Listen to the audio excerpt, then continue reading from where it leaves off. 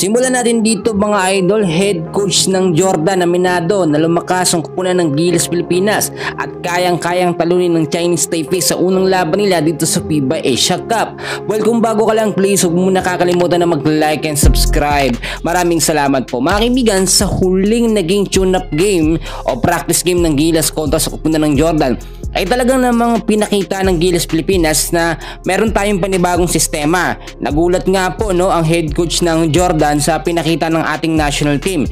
Kung titignan ho ninyo, ang final score 75-61. Talagang lamang dito mga kaibigan ng Gilas Pilipinas dahil nga po yung sistema ni Coach Timcon nagbago. Hindi rin naman talaga easy yung naging laban dahil hindi po binaliwala ng Jordan yung laban kontra sa Gilas Pilipinas.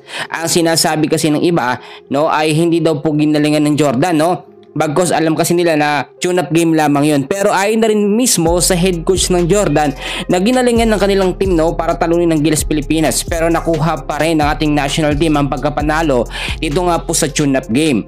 At ngayon nakita naman natin talagang handang-handa ng ating national team sa kanilang magiging unang laban nga po sa FIBA Asia Cup kontra sa kupunan ng Chinese Taipei. So yung chance ngayon ng Gilas Pilipinas mga kaibigan dito sa FIBA Asia Cup ay mas tumataas ng manalo. Yung unang tatlong mga kalaban nila na kupunan mga kaibigan ng Chinese Taipei, New Zealand at ang Iraq. Pero kung titignan nyo mga kaibigan, ano nga ba yung mga paghahandang ginagawa ng Gilas Pilipinas ngayon? Dahil alam natin wala tayong Kai Soto, walang rin sa bando, pero nakita nyo naman meron tayong Justin Brownlee. Ang nangyayaring senaryo dito ay madalas umaasa ang ating national team Gilas Pilipinas sa ating naturalized player na si Justin Brownlee.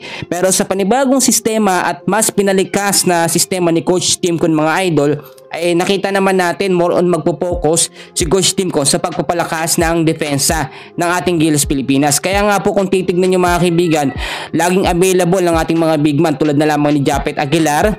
Ito nga pong si Junmar Pajardo, posibleng gamitin sila sa pagsisimula nga po ng game. Ang ibig sabihin, starting lineup para sa malakas na depensa ng ating national team. Kasi yung front line natin mga kaibigan, ito sa Gilas, Japet Aguilar, Junmar Pajardo, Jamie Malonzo at si AJ Edu.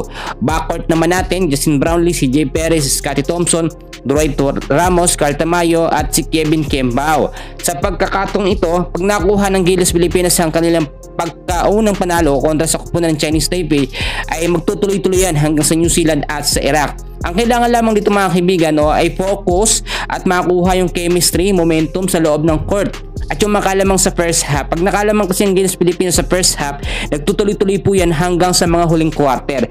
So abangan natin ang unang laban mga kaibigan ng Gilas Pilipinas and for sure gugulatin nila ang ating mga kababayan dito sa Jeddah, Saudi Arabia. Yan muna ang update natin sa ngayon. Please huwag kakalimutan na mag-like and subscribe. Maraming salamat po.